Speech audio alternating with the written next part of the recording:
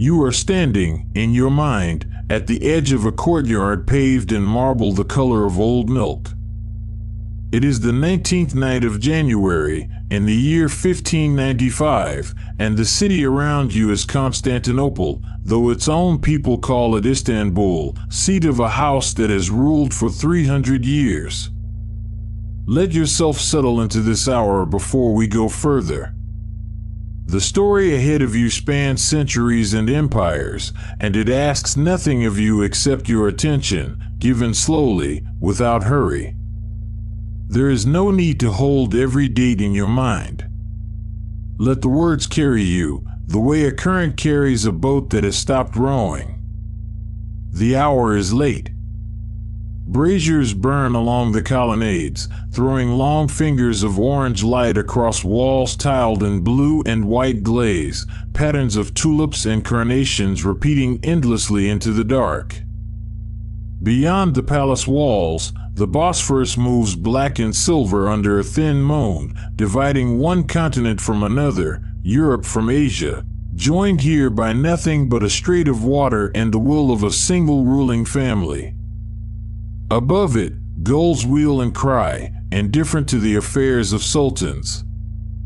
Inside the palace called Topkapi, a name that would only be given to it centuries later, though we will use it here for simplicity, a structure so vast it holds kitchens built to feed 1,000 mouths at once, a treasury deep enough to swallow the wealth of smaller kingdoms whole, and gardens where peacocks drag their tails through beds of tulips imported from as far as the mountains of Persia, there moves a stillness that is not peace.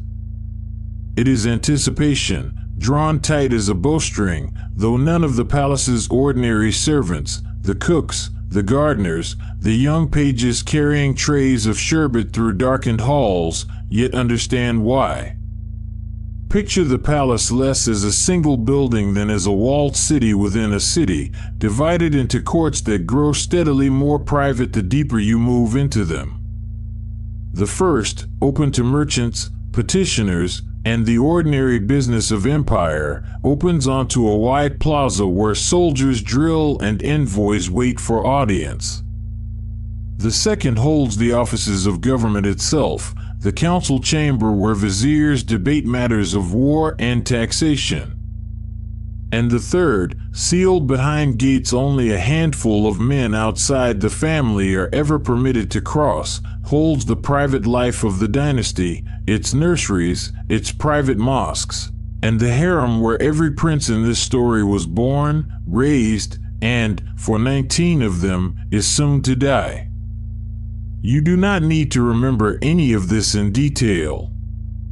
Think of it instead as a single held breath, an empire of some 20 million subjects, spanning deserts and mountain ranges and island coastlines, all of it resting, for these next hours, on decisions made within a handful of rooms you could walk across in the time it takes to finish a cup of tea. Think of the voice guiding you through these hours as something closer to the palace's own memory than to any single historian's account, a memory built from court chronicles written by men long dead, from the careful dispatches of foreign ambassadors, from the fragments modern scholars have pieced together across 4 centuries of archives in half a dozen languages. Where those sources agree, this telling will speak plainly. Where they diverge, or fall silent altogether, it will say so, rather than inventing a certainty the record itself cannot support. Something is about to happen within these walls that will be spoken of in courts from Venice to Vienna, set down by ambassadors in careful, coded dispatches, and remembered, not gently, by an empire that measures its history in dynasties rather than years. Before the sun rises again over the minarets of this city, 19 young lives will end in a single night, by order of a man not yet 27 years old, a man who is, at this very hour, becoming the 7th ruler of the House of Osman, a dynasty that, 3 centuries earlier, began as nothing more than a small band of frontier warriors on the edge of a crumbling Byzantine world. and has since grown into an empire spanning 3 continents, from the Balkan Mountains to the deserts of Arabia. You may already feel unease gathering at these words. Hold on to it, but do not let it rush ahead of the story. We are not here tonight to judge in haste, nor to look away in discomfort. We are here to walk, slowly and without flinching, through a world that ran on rules very different from your own, a world where the survival of an empire was believed, by the men who held its power, to depend on the deaths of its own princes. To understand this night, you must first travel backward, past this palace, past the youth of this dynasty, into a century when a law was first set down that would shape everything to come, a law born not of cruelty for its own delight, but of fear. The fear of a crown split into rival halves. The fear of brother raising sword against brother across 100 battlefields. The fear of an empire unraveling from the inside, faster than any outside enemy could ever tear it apart. That fear had a name, one you will hear again before this story ends. The Ottomans called it fitna, discord, civil rupture, the collapse of order into chaos, a word carrying religious as well as political weight, evoking not merely political instability but a kind of sin against the community itself. And to hold that chaos at bay, one sultan, more than 100 years before this night, put his seal to words that would echo through every generation that followed his own, shaping the private lives of princes not yet born, in ways none of them would ever be permitted to escape. We will return to this courtyard, to this night, to the young sultan pacing behind these walls, waiting for a task he did not invent but must now, alone, carry through to its end. His name is Mehmed, third of that name to rule, and before this night is finished, history will remember him for one act above all others, an act so vast in scale that no sultan before him, in 150 years of the same grim tradition, had ever come close to matching it. But first, let us go back. Let us go back to a law written in blood, and to the reasons an empire came to believe that blood, spilled carefully, without the drawing of a single sword in open battle, was the price of its own survival. Rewind more than a century and a half.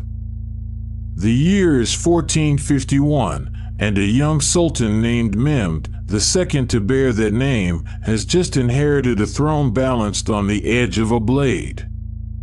His empire is young by the standards of its neighbors, barely 150 years old, stitched together from Anatolian frontier lands and Balkan conquests, its borders still bleeding at the seams from wars fought against Serbian princes, Hungarian kings, and rival Turkish beyliks alike. And within his own family lies its gravest danger, not a foreign general, not a rival monarch, but the ordinary machinery of Ottoman succession, which recognizes no single heir. Every son of a sultan is, in principle, equally entitled to the throne. There is no eldest-born privilege here, no rule of primogeniture such as the courts of Paris or London might recognize. Any son, born to any mother, of whatever rank or origin, carries the same claim as any other. For generations before this Mehmed, that openness had produced exactly what you might expect: succession wars, fought not against foreign crowns but within the family itself. Brothers gathering armies from among the same soldiers who had once served their father. Provinces splitting their loyalty along the fault lines of competing princes. A conquered people watching, amused or hopeful, as the conquerors turned their own blades against each other. When Sultan Bayezid I fell to the armies of the great conqueror Timur at the close of the 14th century, captured and humiliated in a cage of his own, His sons tore the empire into rival camps for more than a decade, a period chroniclers came to call the interregnum. Three brothers in particular, Suleiman, Musa, and Mehmed, fought one another across Rumelia and Anatolia in a war with no clear rules and no fixed end, until only one, the Mehmed who would become the first of that name, stood to reunify what his father had built. That war had no rule book to restrain it. Suleiman held Rumelia and treated with the Byzantines and the Serbian princes to shore up his position. Musa allied himself with rival powers to unseat his brother there in turn. Mehmed, based in Anatolia, waited, gathered strength, and eventually outlasted both of them, entering the reunified capital at Bursa in 1413 as sole ruler after more than a decade during which ordinary subjects had answered to whichever brother's soldiers happened to be passing through their province that season.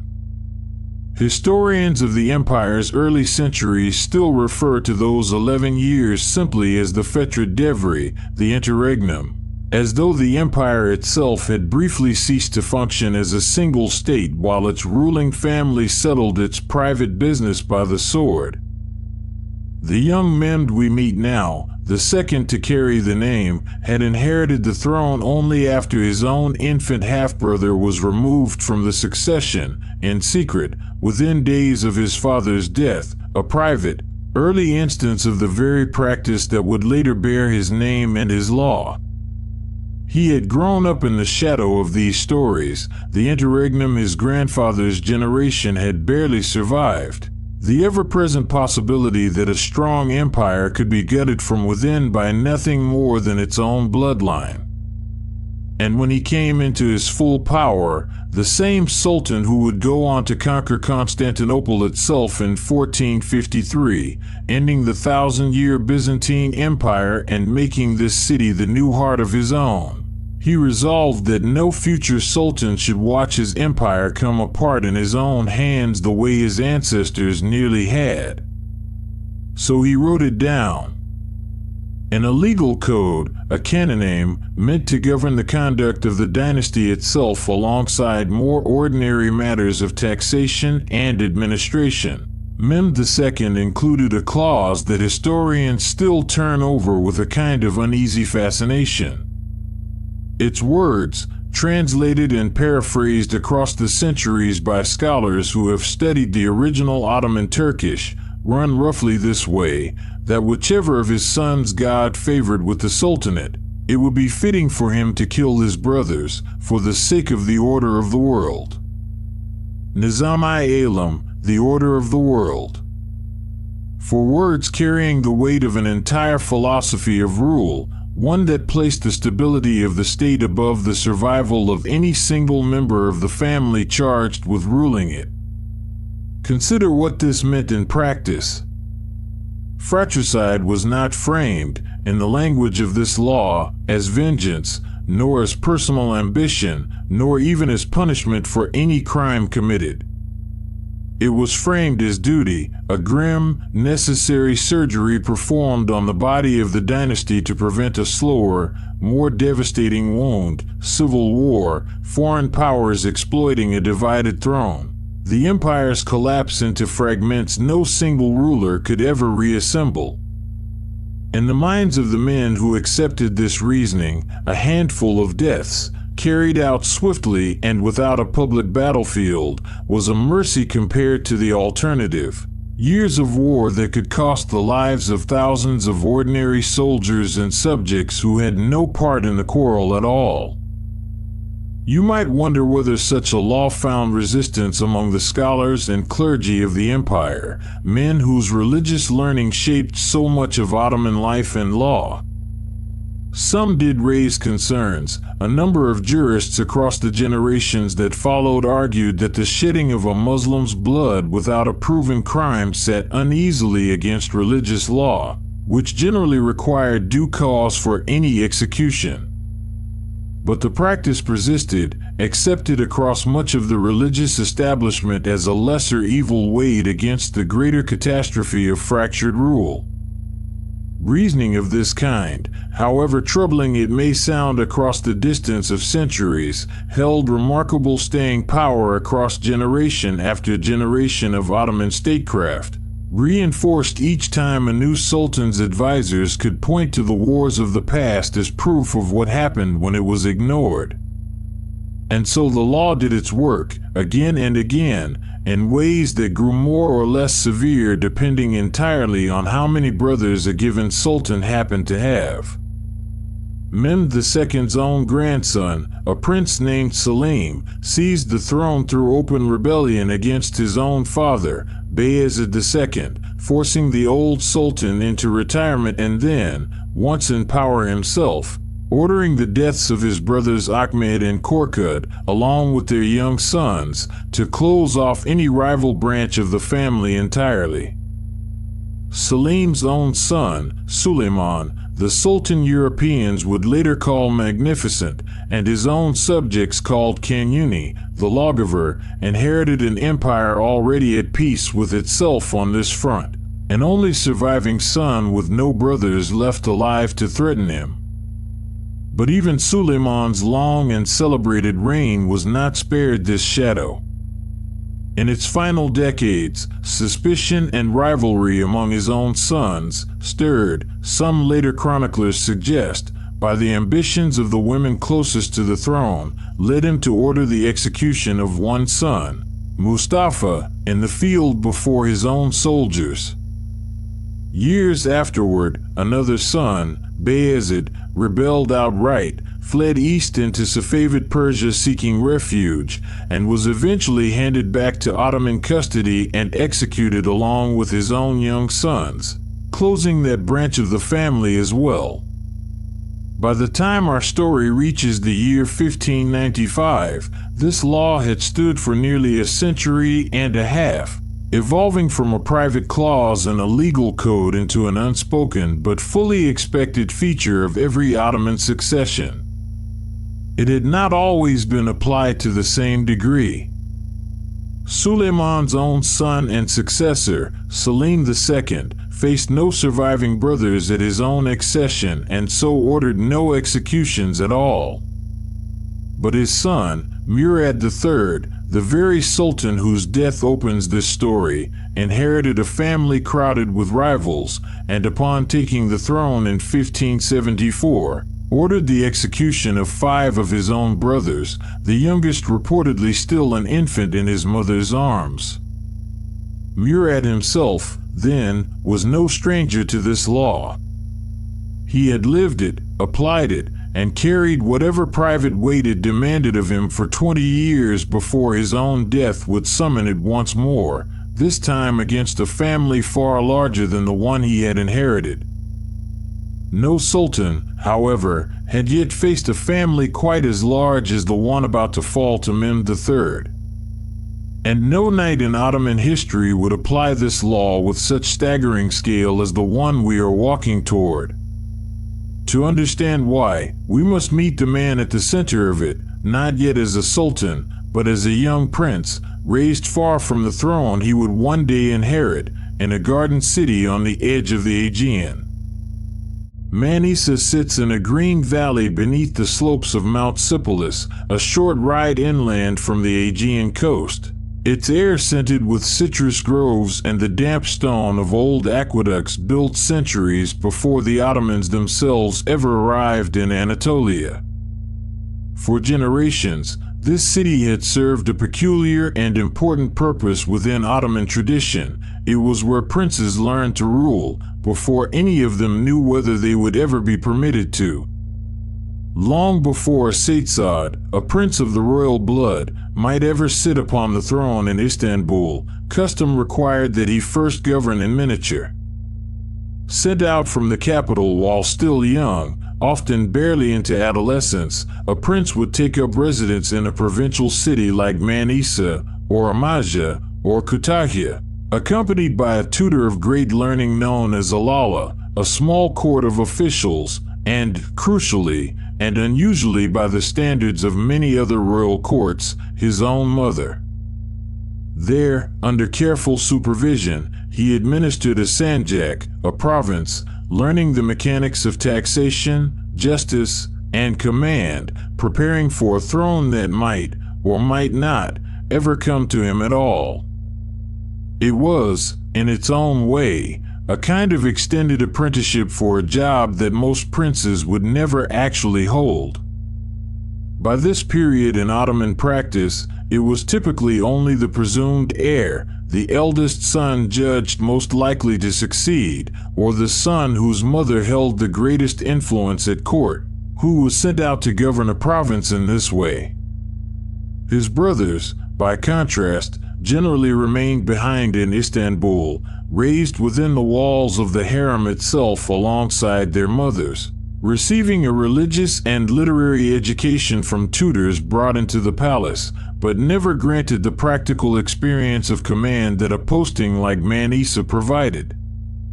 This distinction matters enormously for what follows. While men spent 2 decades learning to govern real subjects and real revenues in a real province, his brothers grew up almost entirely within the same enclosed world in which they would, in the end, all die. Mehmed arrived in Manisa as a young man, the eldest surviving son of the reigning Sultan, Murad III, and a woman of considerable influence named Safi. Her own origins remain, even now, a matter of some historical dispute. Venetian correspondence from the period claimed kinship with a noble family of that republic, suggesting she had been born in territories under Venetian influence before entering Ottoman hands as a young woman.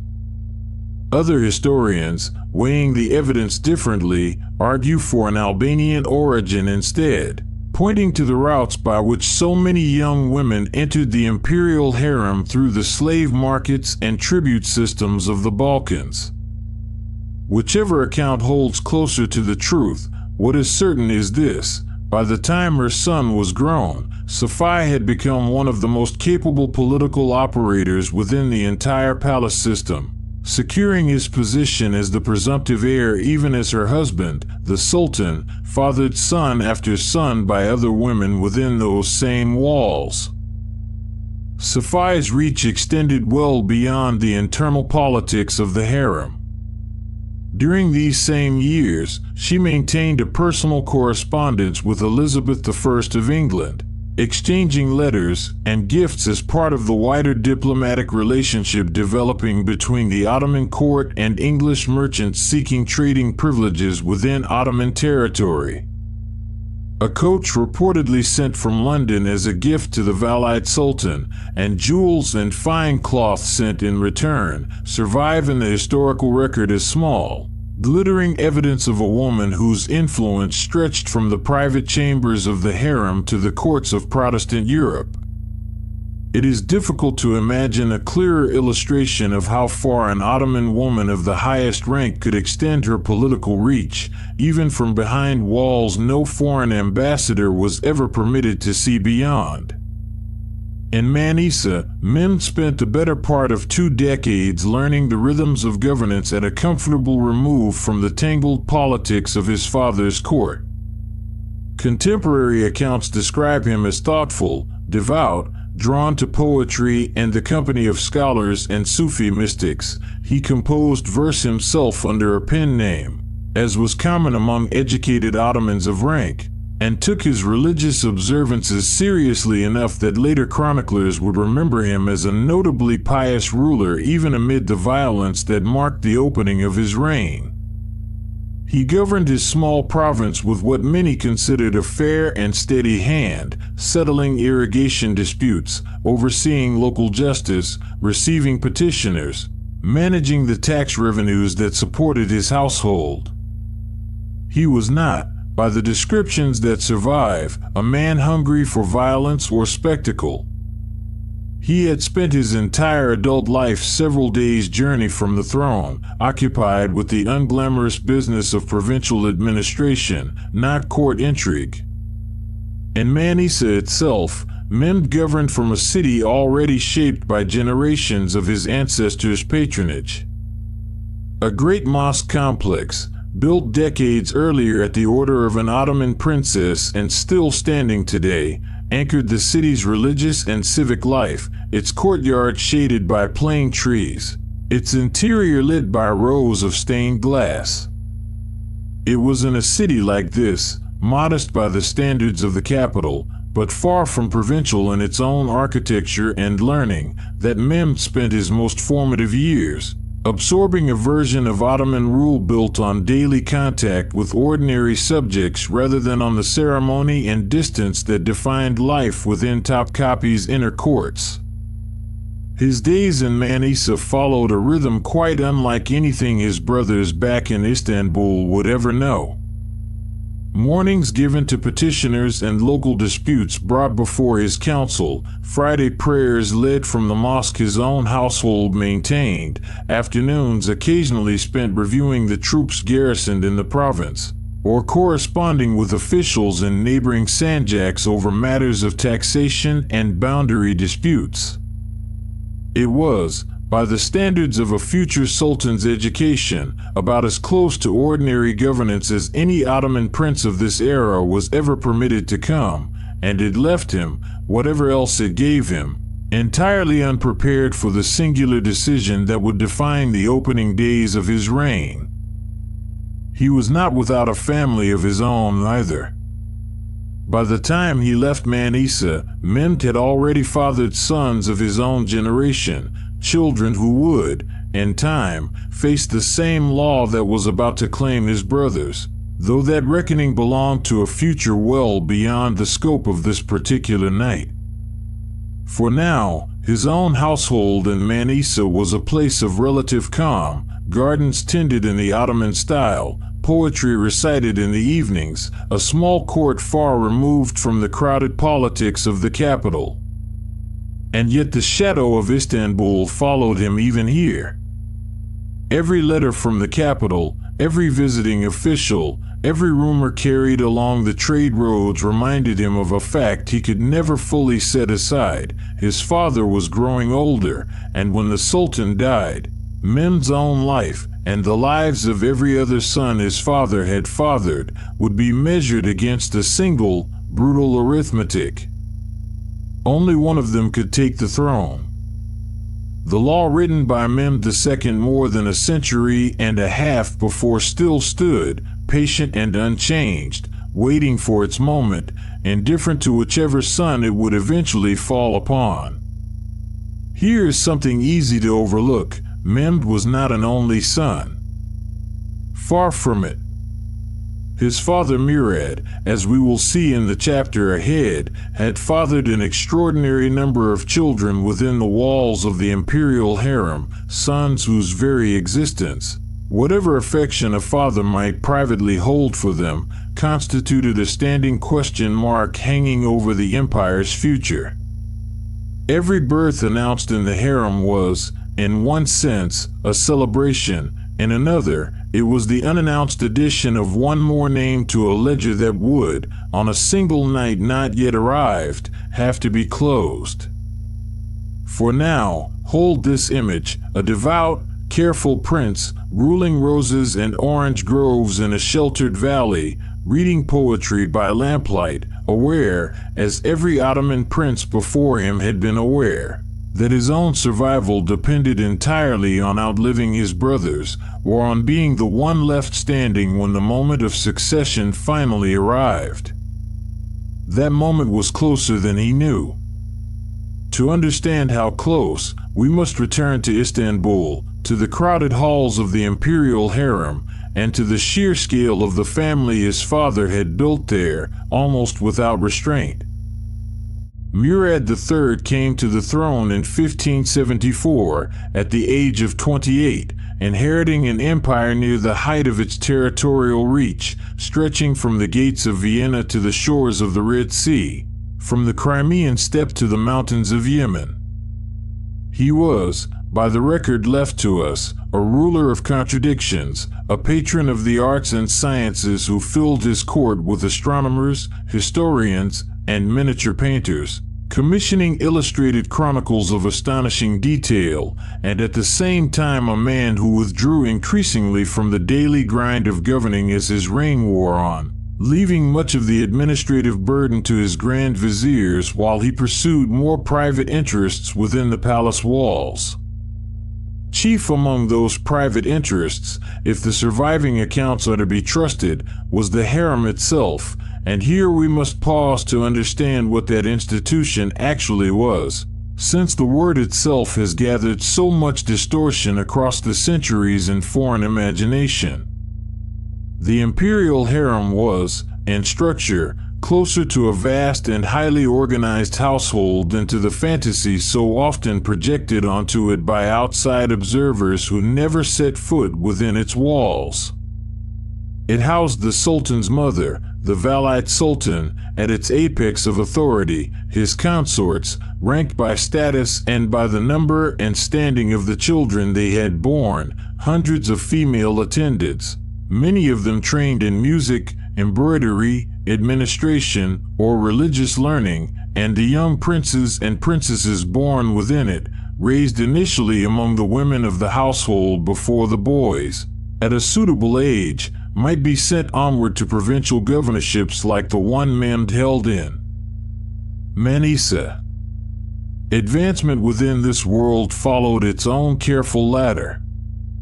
A young woman might enter the harem as an ordinary attendant among hundreds, trained over years in music, needlework, court etiquette, or the Quran, depending on where her talents and her overseer's judgment directed her. Some rose no further than skilled service, others caught the attention of the Sultan himself and became consorts, their status rising sharply further still if they bore him a son. A woman who bore the Sultan's first son might be elevated to a Siki, a rank carrying privileges and income of her own, a household of attendants, and, as Safi's own career demonstrated so clearly, a political voice that could rival, or occasionally surpass, that of senior viziers. At the very top of this ladder stood the Valite Sultan, mother of the reigning ruler, a position of such authority that later decades of Ottoman history would come to speak of an entire era, only a generation after our own story, as the Sultanate of Women, in recognition of how thoroughly royal mothers came to shape the empire's affairs of state from behind its most private walls. Murad fathered an extraordinary number of children over the course of his reign. The surviving record lists more than 20 sons alone, born to a wide array of consorts, alongside numerous daughters. Such a number was not merely unusual by the standards of European monarchies of the same era, where royal houses often struggled to produce even a single healthy male heir across an entire generation. It was unusual even within the Ottoman dynasty's own long history of large households, exceeding what any sultan before him had fathered. 13 years before the night this story turns upon, Murad had staged one of the most extraordinary public spectacles the city had ever seen, the circumcision festival of his son Mehmed, held in 1582 in the great open square once used for chariot races in the city's Byzantine centuries, and known to the Ottomans simply as the Hippodrome. The celebrations lasted, by the account of court chroniclers who documented them in lavish illustrated manuscripts, more than 50 days, a procession of guilds displaying their crafts before the Sultan, acrobats and fire-eaters, mock naval battles staged on temporary pools dug into the square itself, banquets that fed thousands of guests drawn from every corner of the empire and beyond. Ambassadors from Venice, from the Holy Roman Empire, from Safavid Persia, watched the spectacle designed, in no small part, to project the wealth and permanence of the dynasty to friend and rival alike. At the center of it all stood the boy whose circumcision the entire festival ostensibly celebrated, the same Mehmed who would, 13 years later, order the deaths of 19 brothers within days of becoming Sultan himself. Hold these two images side by side, not to draw any tidy moral lesson from their contrast, but simply to notice how both belong to the same underlying logic. An empire celebrating a young prince's coming of age for 50 days without pause, showering him with the wealth of half a continent, and that same empire, little more than a decade later, watching that same prince give the order that would end 19 other young lives within a single night. Both scenes belong to the same dynasty, governed by the same conviction that the visible strength and continuity of the House of Osman mattered more than the private cost paid by any one of its members, however young. You might ask why this mattered so much, and the answer runs against instinct. A large family, after all, might seem to any outside observer a sign of strength, proof of a dynasty's vitality, an abundance of heirs guaranteeing its future against the ordinary hazards of illness and early death that claimed so many children in this era, princes and commoners alike. But within the framework of Ottoman succession law, abundance cut the opposite way entirely. Every additional son was, in the cold calculus of Nizam-i-Alam, one more rival claim that would eventually have to be settled the day the Sultan drew his last breath. 20 sons did not mean 20 chances for the dynasty to flourish. It meant that whichever single son ultimately took the throne would inherit, alongside his crown, the grim responsibility of resolving 19 other claims in whatever manner the law and his own conscience allowed. Within the harem itself, the atmosphere this arithmetic produced can hardly have been comfortable, though the surviving sources, written almost entirely by men, and largely concerned with matters of state rather than the private emotional lives of the women involved, leave us only fragments from which to reconstruct it. Each consort who bore Murad a son understood, in some fashion, that she had brought both a prince and a potential victim into the world in the same breath. Court politics in this era revolved substantially around positioning, which mother's son might rise in favor, which alliances among viziers and household officials might come to favor one prince's household over another, which sons were sent to safer, more prestigious, or more strategically useful provincial postings as they came of age. Safi, Mem's mother, had spent years cultivating precisely this kind of influence, securing her son's position as the presumptive heir even while her husband continued fathering son after son by other women within the very same walls she called home.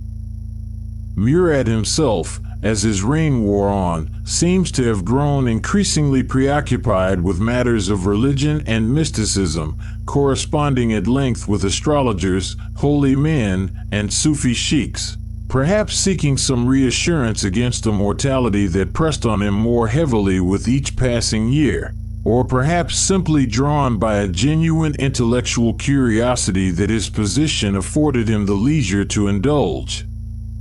Whatever comfort he found in these pursuits, they did nothing to resolve the structural problem his own household had created, unnoticed, birth by birth, across 2 decades of rule. His patronage extended beyond illustrated manuscripts and court festivals. Early in his reign, Murad had authorized the construction of a great observatory overlooking the Golden Horn, built for the astronomer Taqiyuddin and equipped with instruments to rival anything then in use in the observatories of Europe. It stood for only a few years before religious and political opposition at court, linking a recent plague outbreak and a naval defeat to the perceived impiety of probing the heavens too closely, led to its demolition on the Sultan's own order. The episode says something about the currents Murad navigated throughout his reign, a genuine appetite for learning and spectacle, checked always by the practical need to appease the religious and military establishments whose support kept any sultan secure on his throne, the same establishments whose tacit tolerance the fratricide law itself depended upon. Sooner or later, his death would force a reckoning that no amount of scholarship, prayer, or astrological consultation could soften or delay. That reckoning arrived in January of 1595, and it arrived, as such things so often do, without ceremony or warning, an ordinary night that would become anything but ordinary before it ended. Murad III died in the early hours of January the 16th, 1595, within the palace he had ruled for 2 decades. The precise cause has been debated across the centuries by historians working from incomplete court records. Some point to a stroke, others to a slower illness that had troubled him for some time before the end. But the fact of his death, whatever its medical particulars, set in motion one of the most tightly controlled sequences of events in Ottoman court history.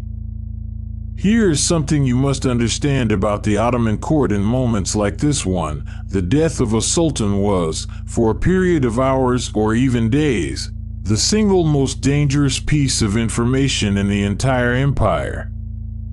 An interregnum, even a brief one, even one lasting only until a successor could be brought to the capital, created a vacuum in which ambitious men, foreign agents, or unpaid soldiers might act before a new authority could establish its grip. The palace's most senior officials, chief among them the Grand Vizier of that hour, understood this danger intimately, having likely lived through or studied previous successions where delay or leaked information had produced exactly the chaos the fratricide law itself was meant to prevent. There was also a more immediate, more practical concern pressing on every official who knew the truth. Tradition required that a new sultan mark his accession with a substantial cash payment to the Janissary Corps and other palace troops, a donative meant to secure their loyalty and, just as importantly, their patience. News of a sultan's death reaching hardened soldiers before that payment had been arranged, or before a clear successor had been installed, was itself a recipe for mutiny. This was not, in fact, the first time an Ottoman death had been hidden behind a wall of loyal silence. 3 decades earlier, Suleiman the Magnificent had died in his command tent during the siege of a Hungarian fortress called Sigedvar. At the height of a military campaign he was leading personally despite his advanced age. His Grand Vizier at the time, a formidable statesman named Sokalo Mehmed Pasha, concealed the Sultan's death from the army itself for nearly 7 weeks, continuing to issue orders in the dead Sultan's name and keeping his body hidden within the command tent, while a rider carried word in secret to the heir, Salim, waiting in Kütahya, giving him time to reach the capital and secure the throne before the tens of thousands of soldiers who still believed themselves to be serving a living sultan could scatter, mutiny, or turn on one another without a ruler to command them. The officials managing Murad III's death in 1595 were, in every sense, drawing on a well-established playbook, one their own predecessors had proven could hold even under the extreme pressure of an active war camp far from the capital. The stakes reached beyond the palace walls and beyond the Janissary barracks alike. To the east, the Safavid dynasty in Persia watched Ottoman affairs closely, having fought the sultans of Istanbul over contested borderlands in the Caucasus and Mesopotamia for generations. A visible crack in the succession might have tempted a Safavid Shah to press an advantage while Ottoman attention turned inward. To the west, the Habsburg emperors in Vienna maintained an uneasy, frequently broken truce along the Hungarian frontier, one that Ottoman weakness at the center might just as easily have invited them to test. Every day the Sultan's death went unannounced was, from this vantage point, a day bought against these external pressures as much as against any danger from within the palace itself, a reminder that the fratricide law, whatever its internal logic, existed within a much larger contest for survival being played out across 3 continents at once. So the Sultan's death was concealed. His body, prepared in secrecy within his private chambers according to Islamic funerary custom, was kept from public knowledge while messengers were dispatched south at speed, riding hard toward Manisa to summon Prince Mehmed to the capital before word could travel by any less controlled route. The palace itself continued to function outwardly as though nothing had changed. Guards held their posts along the outer walls. Kitchens continued their work feeding the household. Officials went about their ordinary business, while, behind a curtain of careful silence maintained by only a handful of trusted men, the empire waited for its new ruler to arrive and claim a throne that was already, under the dynasty's own law, his.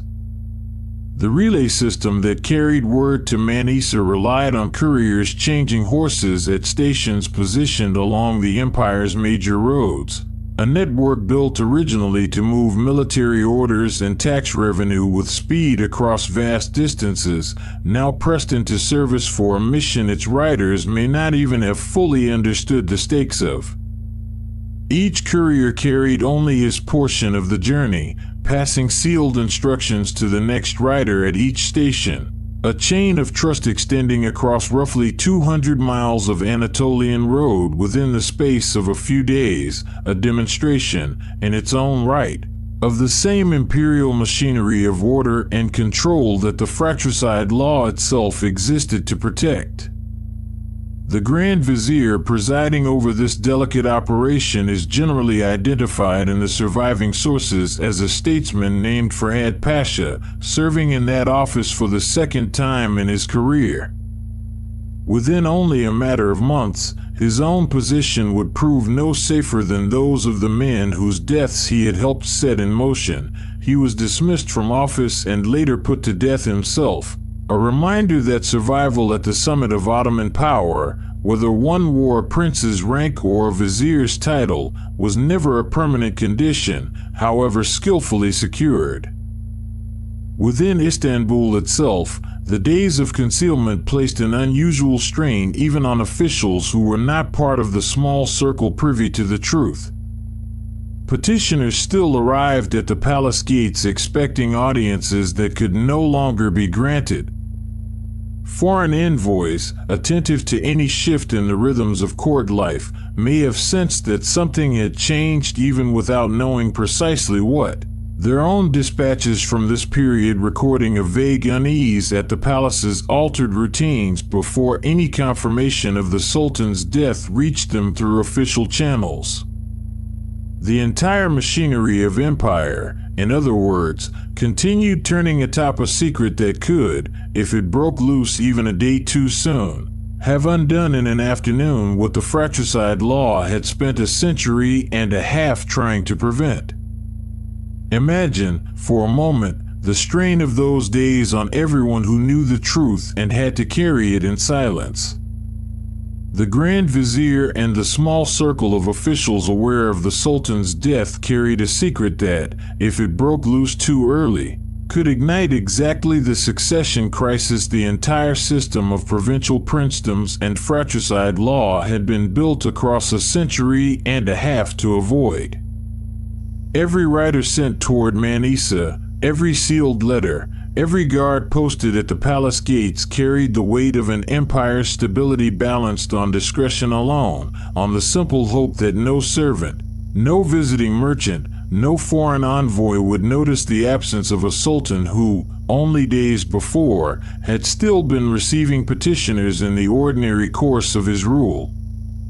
And in Manisa, word reached Mehmed of his father's passing, and with it, an order more consequential than any he had received in 2 decades of provincial governance. He was to come to Istanbul. He was to come now, and he was to come prepared, because the throne that awaited him came bound to an obligation neither his advisors nor the law of his great-great-grandfather would allow him to set aside, however he might privately have wished otherwise. What passed through the mind of a devout, poetry-loving prince as he prepared to leave the only adult life he had known, his gardens, his small court, the sons he had raised in that same relative peace, We cannot say with any real certainty. No diary or private letter from those exact days survives to tell us what he felt as he gave the order to break camp and ride north. But we can trace, with far greater confidence, the journey that followed and the choice that awaited him at its end. The journey from Manisa to Istanbul was not long by the standards of the empire's vast distances, a matter of days rather than weeks. Along roads Mehmed had likely traveled before during earlier visits to the capital as a young heir presumptive. But no journey he had undertaken before carried stakes remotely like this one, and no arrival he had ever made would be watched so closely by so many people in the palace and beyond it, waiting to see what kind of ruler he intended to be. He traveled with an escort suited to a prince summoned to become sultan, moving with the urgency the situation demanded, aware that every mile closed the distance not only to a throne, but to a decision that the law of his ancestors had already made for him in principle, if not yet in the irreversible practice that awaited him at journey's end. Word of the Sultan's death could not be contained indefinitely, and the palace's officials needed their new ruler installed and visibly in command before rumor outpaced their control of events. Before the janissaries in their barracks, or the merchants in the covered bazaars, or the foreign ambassadors housed near the palace began to ask questions no one was yet prepared to answer. Among the palace's own household staff, the days surrounding Mehmed's journey carried a strange, muted tension of their own. Pages and attendants accustomed to the palace's ordinary rhythms noticed absences among senior officials, closed doors where none were usually closed, a caution in the manner of men who ordinarily spoke to servants without a second thought. None of them, in all likelihood, understood the full shape of what was coming. But an institution as attuned to hierarchy and ceremony as the Ottoman court could hardly fail to sense that something beneath its surface had shifted, even before any announcement gave that feeling a name. When Mehmed arrived at the gates of Topkapi, he entered a palace suspended in an uneasy stillness, a court that had spent days performing the outward rhythms of normal life while concealing the single fact that mattered most to everyone within it. He was received, formally and with full ceremony, as the new sultan. The rites of accession awaited him, the presentation of the sword of Osman at the shrine of Ayub across the Golden Horn, a ritual girding that stood in Ottoman tradition as something close to a coronation. Though no crown was ever placed on an Ottoman sultan's head, the acclamation of the assembled viziers, religious dignitaries, and household officials, the formal recognition that would make his rule legitimate in the eyes of court, clergy, and army alike, and, not least, the arrangement of that all-important donative to the soldiers whose loyalty underwrote every sultan's ability to rule at all. The shrine at Ayub held a significance that reached back to the earliest days of Ottoman expansion into this region. It was believed to hold the tomb of Abu Ayyub al-Ansari, a companion of the Prophet Muhammad said to have died outside the walls of Constantinople during an early Arab siege of the Byzantine city, centuries before the Ottomans themselves ever laid claim to it. Mehmed II, upon finally conquering the city in 1453, had the tomb rediscovered and a mosque complex built around it, transforming the site into one of the most sacred locations available to any Ottoman ruler. Girding a new sultan with the sword of Osman at this same shrine linked each new reign, symbolically, to both the earliest history of Islam and the specific act of conquest that had made Istanbul the dynasty's capital in the first place.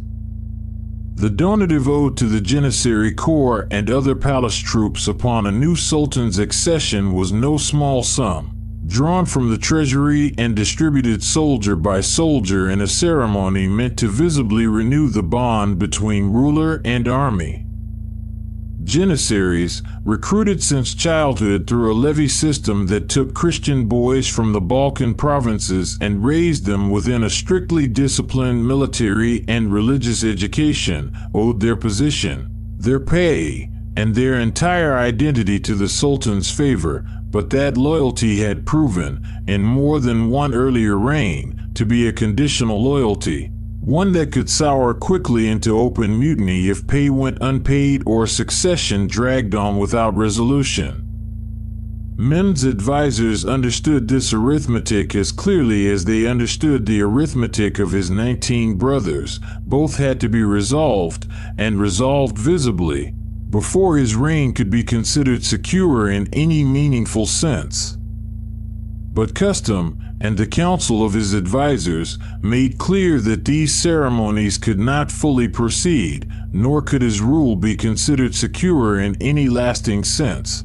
While 19 other sons of Murad III still lived within the palace walls, each one a theoretical rival in the eyes of the law, each one a loose thread that the empire's stability could not, by the logic of 150 years of precedent, be permitted to leave hanging even a single season longer than necessary. Within the calculations of his closest advisors lay the memory of every succession crisis this same law had been designed to prevent, and the certainty that half measures, sparing some brothers, confining others without a firm legal basis for doing so, had never once been attempted by an Ottoman Sultan before him. We should be careful here not to imagine Mehmed as a man untouched by what he was about to order. Some historians who have studied his later reign describe a ruler troubled by private guilt in the years that followed this night, one who reportedly grieved, at least in some private corner of his life, for brothers he had barely known, boys and young men he had met perhaps only a handful of times across his decades away in Manisa, faces he could scarcely have recognized had they passed him in a different setting. Other scholars caution against reading too much retrospective remorse into a historical record this thin, noting that Mehmed, whatever his private feelings may have been, proceeded with the execution swiftly, within the customary window expected of a new sultan, and left no recorded attempt to seek any alternative path. Both readings may hold a portion of the truth. The record left to us is thinner than we might wish, shaped by chroniclers more interested in affairs of state than in the inner life of the man at the center of them, and the private thoughts of a 16th century sultan are not something any surviving document can fully recover for us now. You might find yourself wondering, even now, whether a different man in Mehmed's position might have hesitated, might have sought some narrower path between the full severity of his ancestors' law and the political chaos his advisors feared. History, in this instance, offers no evidence that such a path was ever seriously considered, let alone attempted. Whether this reflects the sheer weight of tradition bearing down on any new sultan in this position, the specific counsel Mehmed received from advisors with their own interests in a swift and total resolution, or some quality of Mehmed's own character that the surviving record simply does not preserve for us, remains an open question, one this story cannot answer with any more certainty than the chroniclers who lived through it could themselves provide.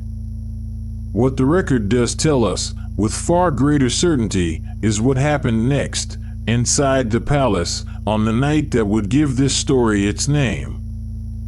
Within the walls of Topkapi lived 19 sons of the late Murad III, Mehmed's own half-brothers, born to a wide array of consorts across 2 decades of his father's reign, ranging in age from young men on the edge of adulthood down to infants still nursing at their mother's breasts. Some historians place the eldest among them at barely 11 or 12 years old, others suggest a slightly wider range, extending toward the edge of adolescence. What no source disputes is the staggering scale of the family gathered under that single roof, nor the fact that every one of them, by the law inherited from Mehmed II, now stood between the new sultan and an uncontested reign, regardless of age, regardless of whether any of them had ever shown, or could ever have shown, the slightest interest in claiming the throne for themselves. The killings are believed, from the fragments of description that survive, to have taken place within chambers of the palace's third court, the same private world in which every one of these young lives had been not only born but had spent the entirety of their short existence, never once permitted beyond the walls that would now also serve as the place of their death. There was a grim symmetry in this. Princes who had never received the provincial governorship their eldest brother had been given, who had known no life beyond gardens, courtyards, and the company of their mothers and tutors, met their end within the only world they had ever been permitted to inhabit. To place this number in perspective, Mehmed II, the Sultan who first wrote the law, had killed a single infant half-brother upon his own accession. Selim I killed 2 brothers along with their sons. Murad III, Mehmed's own father, had killed 5.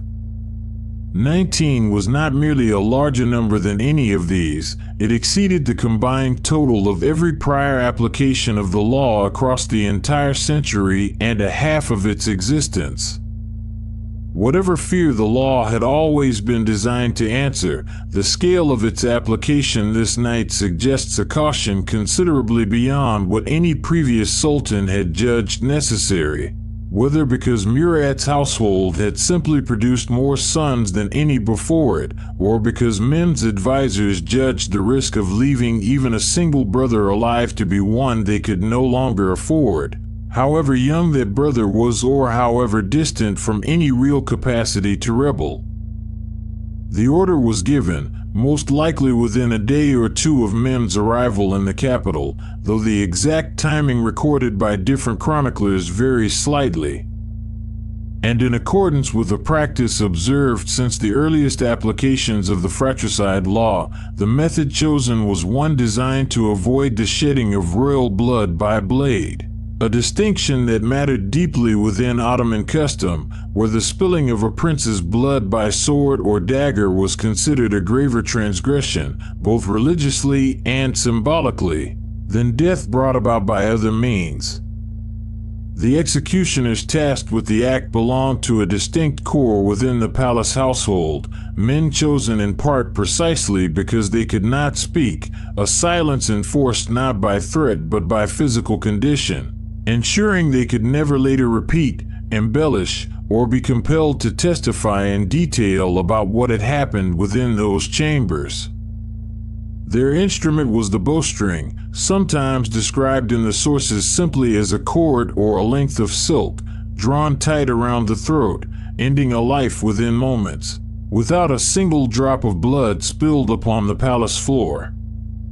Mustafa Seleniki, the chronicler whose history remains one of our clearest windows onto this period, wrote as a court official with direct access to the affairs he described, rather than as a distant observer working from rumor alone. His account does not linger on graphic detail in the manner a modern reader might expect from such an event. Ottoman court chronicles of this era tended toward a restrained, formal register even when describing matters of extraordinary violence, recording the fact and scale of an event more thoroughly than its emotional texture. What Seleniki's restraint cannot entirely conceal, however, is the sheer administrative scale of what took place, 19 individual acts of killing, each requiring its own preparation, its own executioner, its own confirmation, compressed into the span of a single night by a palace bureaucracy evidently well practiced, even if never before on quite this scale, and carrying out the demands of this particular law. Elsewhere within the same walls, the mothers of these 19 boys spent that night in a part of the harem removed from the chambers where the executions took place, though scarcely far enough to escape all knowledge of what was unfolding. Guards restricted their movement, No chronicler recorded any successful attempt among them to intervene, to bargain, or to reach the new sultan directly, though it's strange belief to imagine that none of them tried.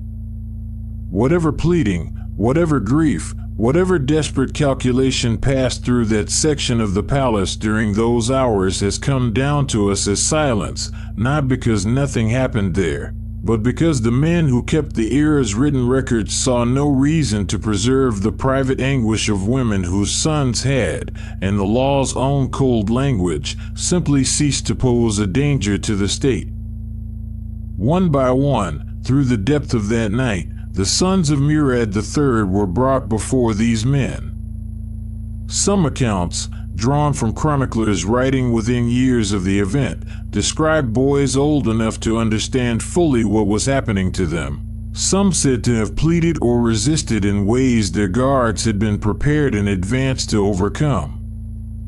Others describe infants carried from the arms of mothers who could do nothing but watch a fate neither their rank nor their pleading could alter. By the time dawn approached over the Bosphorus, all 19 were dead, their bodies prepared according to Islamic custom for the burial that would follow within days. It is difficult, across 4 centuries, to recover much of who these 19 young princes actually were as individuals, their personalities, their small daily habits, the particular games or lessons that filled their days within the harem's walls.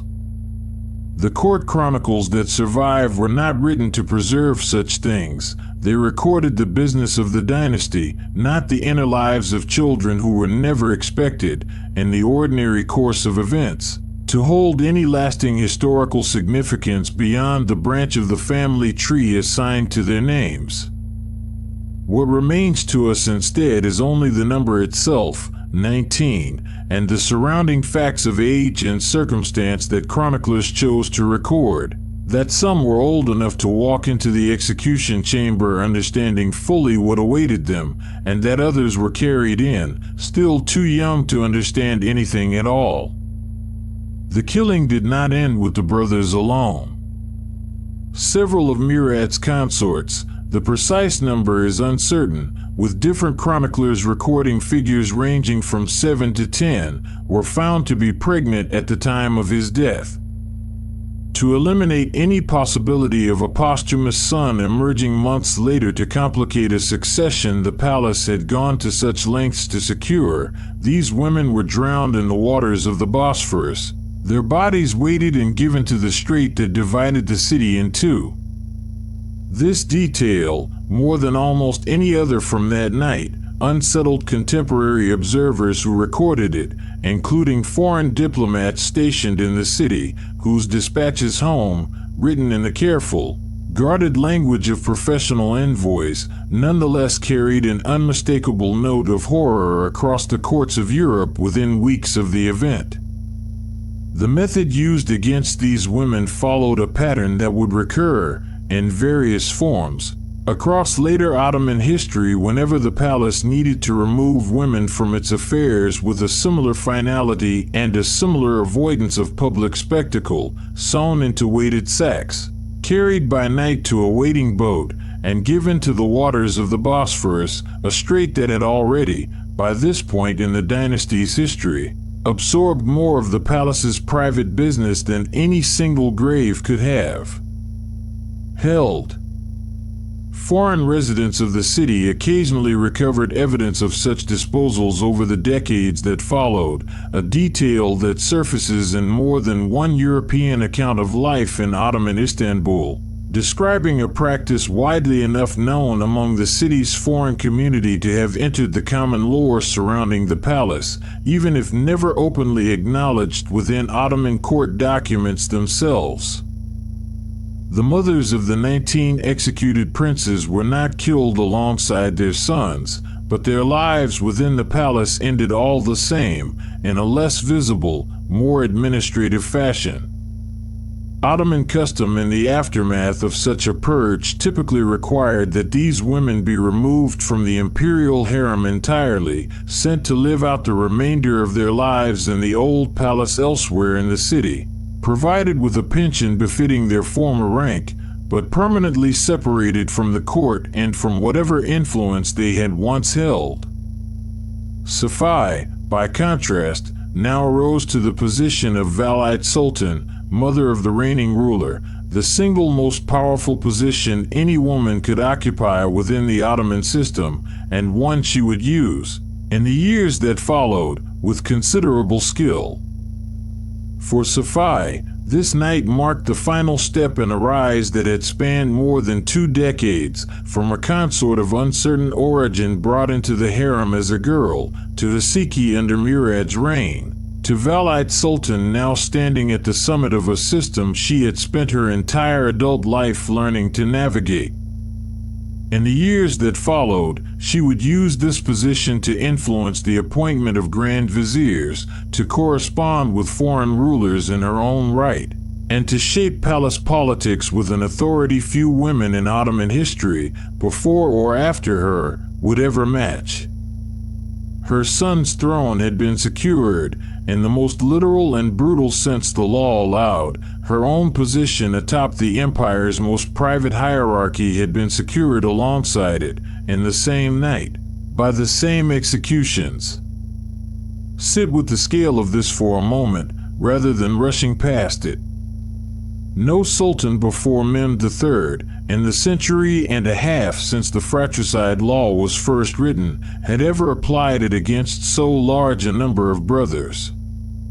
Seleniki himself, writing not as a distant chronicler but as a man who had lived through the reign he described, conveys the atmosphere of a court gripped by something few of its officials had encountered in quite this form before.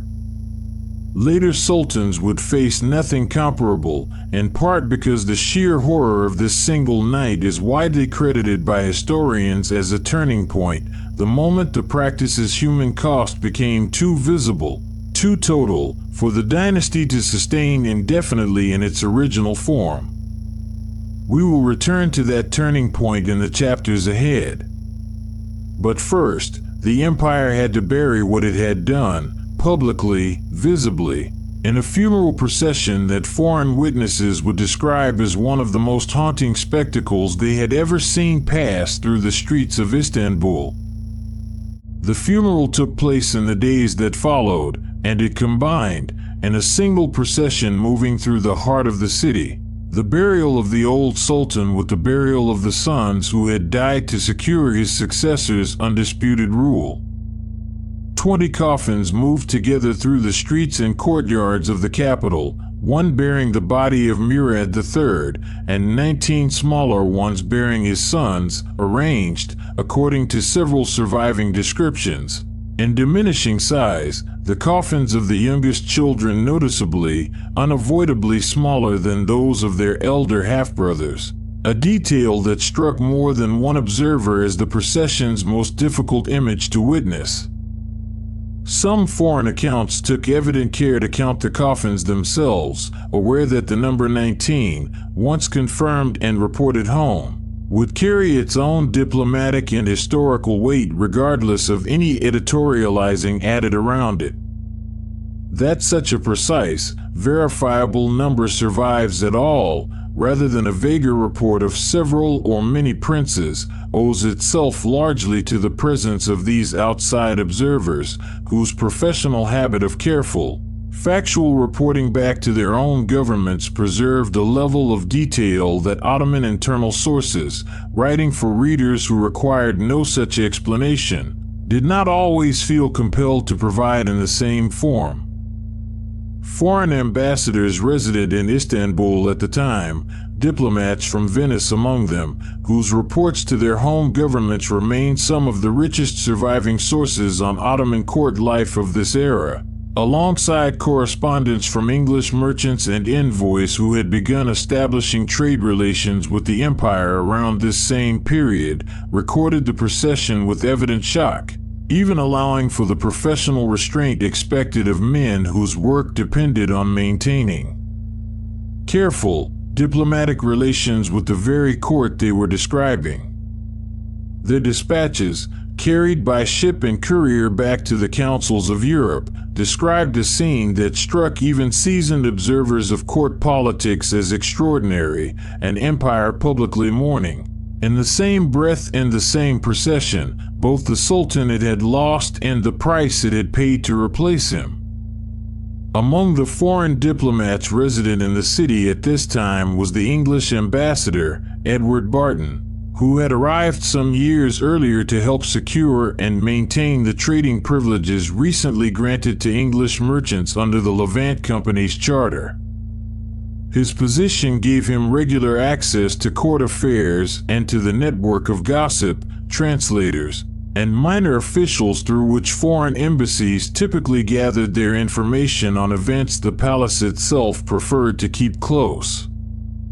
Dispatches of this kind, whether from Barton's own hand or from his Venetian counterparts, form much of the documentary backbone historians rely on today for understanding how this event was perceived by the wider diplomatic community resident in the city, since Ottoman court chronicles, written for an internal audience already familiar with the logic of the fratricide law, rarely pause to explain or dwell on details a foreign reader might have found most remarkable.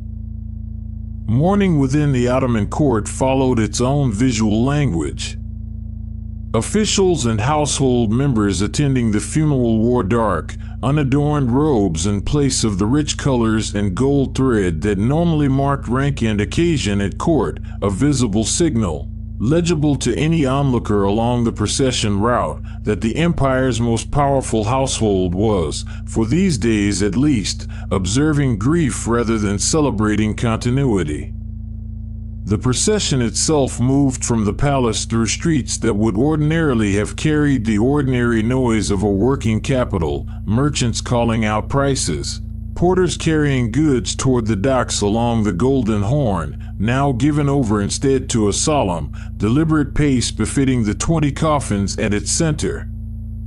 For the ordinary residents lining the route, whatever they may personally have felt, the religious framing of the event offered a ready vocabulary, death, and Islamic understanding, was received with formulas of acceptance and submission to divine will regardless of its circumstances, and a funeral procession, however unusual its composition, still followed rites that would have felt familiar in their form even were their content. 19 young princes buried alongside their father in a single day, departed so sharply from ordinary experience. Whatever private questions this event may have raised among the crowd about the necessity or the mercy of what had been done, the funeral itself gave them no formal occasion to voice such questions. Grief and ritual submission, not public debate, were what the moment called for and what the moment received. The rites themselves followed Islamic funerary custom, the bodies washed and wrapped according to tradition, prayers offered before burial. Murad III was laid to rest in a turb built for him in the courtyard of the great former cathedral of Hagia Sophia, itself converted to a mosque nearly a century and a half earlier following the conquest of the city, a resting place that placed his tomb among the most visible and enduring monuments of the entire empire. A fact that would ensure his grave, at least, was never forgotten even as the memory of his sons faded from public record. Where precisely each of the 19 young princes was interred is recorded with less consistency across the surviving sources, though several are understood to have been laid to rest within the same complex, near the father in whose name, however indirectly, their deaths had ultimately been required. The turb built for Murad III stands, to this day, within the walled garden adjoining the great structure of Hagia Sophia, one of several royal mausoleums clustered in that same precinct across the generations that followed him. Its design followed the domed, tiled style typical of imperial Ottoman funerary architecture, a small, contained echo of the palace architecture the Sultan had spent his reign inhabiting, now serving as his permanent resting place within sight of the very building his ancestor had converted from a Byzantine cathedral into a mosque, a symbol of conquest that had stood, by this point, for over a century as the religious anchor of the entire imperial project. News of the event traveled far beyond the circle of resident ambassadors who first recorded it. Within the wider culture of early modern Europe, a considerable appetite already existed for accounts, often embellished well past their original facts, of the customs and intrigues of the Ottoman court. A body of writing later scholars would come to describe collectively as a European fascination with the figure of the Turk. Pamphlets and broadsheets printed in cities like Venice, Vienna, and Paris carried garbled, sensational versions of the story to readers who had never seen Istanbul and never would, feeding an image of Ottoman power as simultaneously magnificent and pitiless that would shape European perceptions of the empire for generations to come, long after the specific details of any single night had blurred into general legend.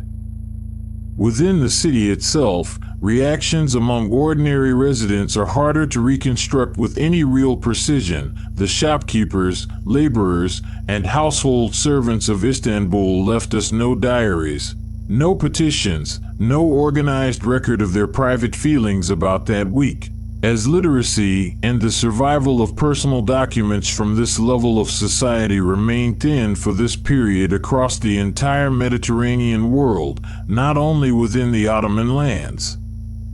What we can say, drawing on the accounts of officials and religious scholars closer to the court, is that the scale of the killings was, by any measure available to us, unprecedented enough to provoke open comment among the ulama and other men close to power, some of whom are recorded as having questioned, and private conversation if not in open defiance of the Sultan, whether the law's original purpose, preventing the far greater bloodshed of civil war, still justified an act of this magnitude when applied against boys barely past infancy, children who could not, by any reasonable measure, have posed the threat the law was designed to guard against. The ulama, the empire's body of religious scholars, did not move to overturn the practice outright in the wake of this event, and fratricide remained, in principle, a legally sanctioned tool of dynastic survival for some years yet. But the sheer visibility of this funeral, 20 coffins moving together through streets lined with onlookers, a dynasty burying its own children in full public view rather than behind the discretion that had once cloaked such matters, appears, in the judgment of many historians who have studied the following decades, to have planted a seed of change that would bear fruit within less than a decade. To see what grew from that seed, we must look forward, briefly, to the reign that followed Mehmed's own, and to a choice made by his successor that this night made, in the end, difficult to avoid. Mehmed III reigned for 8 years after that January night, years shadowed, by the account of several who studied his later life, by the weight of what he had ordered at the very start of his rule. His reign was not without its accomplishments beyond the palace walls. In 1596, he personally led his armies into Hungary against the forces of the Habsburg Emperor and his allies, meeting them at Carysties in a hard-fought battle that ended in an Ottoman victory, a campaign notable, among historians of the period, as one of the last occasions on which a reigning Ottoman Sultan personally commanded troops in the field, rather than remaining in the capital while his generals fought in his name.